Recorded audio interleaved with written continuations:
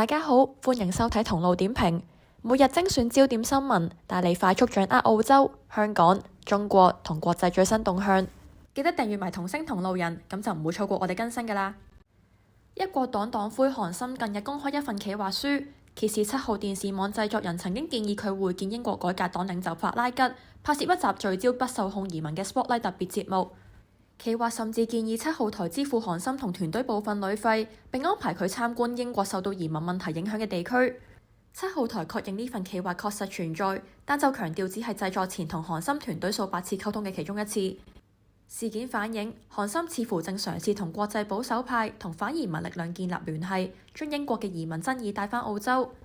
不過呢種跨國合作亦有風險，同具爭議嘅人物合作雖然可以吸引支持者注意，但亦可能令更多人懷疑佢嘅政治立場，進一步加深社會對移民問題嘅分化。安迪伯勒姆出任英國首相後首次發表演講，承諾會即時舒緩民眾面對嘅生活成本壓力，並表示會以唔同嘅方式實踐政治。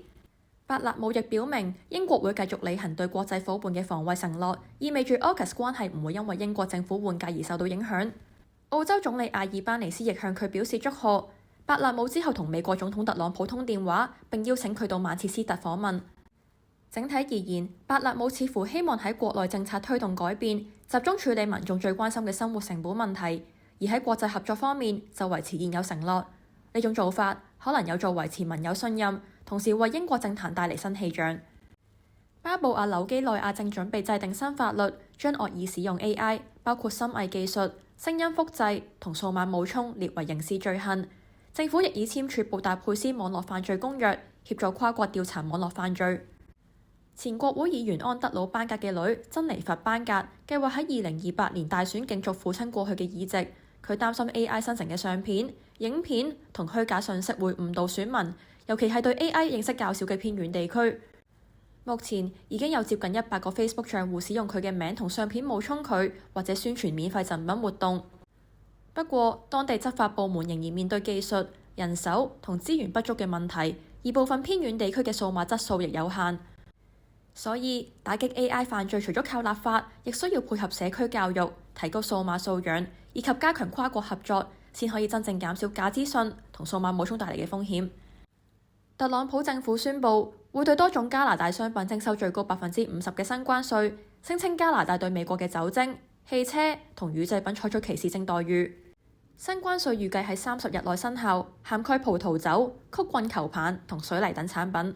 加拿大總理批評呢項關稅直接違反協定，並表示加拿大已經準備加強磋商，解決爭議。從廣泛角度睇，今次措施唔止可能推高兩國生產成本同通脹壓力，亦可能令企業重新評估北美供應鏈。對全球市場嚟講，事件亦再次引發對美國貿易政策穩定性以及國際貿易協定可唔可以持續獲得遵守嘅關注。以色列駐坎培拉大使館罕有地批評澳洲政黨一份政策草案。大使館發表一份4頁聲明，針對草案入邊涉及巴勒斯坦、哈馬斯以及西岸定居者暴力嘅立場提出質疑。大使館表示，部分內容似乎過分集中於單一方面嘅責任，對巴勒斯坦領導層同哈馬斯嘅決定同行為關注就相對不足。就呢件事，多文化事務部長安妮亞里就淡然表示，佢哋會做佢哋認為啱嘅事。從外交角度睇，以色列直接對草案提出異議，反映佢哋對澳洲政府中東政策逐漸轉變嘅憂慮。對阿爾巴尼斯政府而言，一方面要回應國內對加沙人道危機嘅關注，另一方面亦要處理同以色列嘅傳統外交關係。今次事件亦進一步凸顯兩國喺中東政策上嘅分歧同摩擦。多謝大家收睇同路點評，每日快速掌握澳洲視角、世界焦點，記得訂閱啦！我哋下次再見。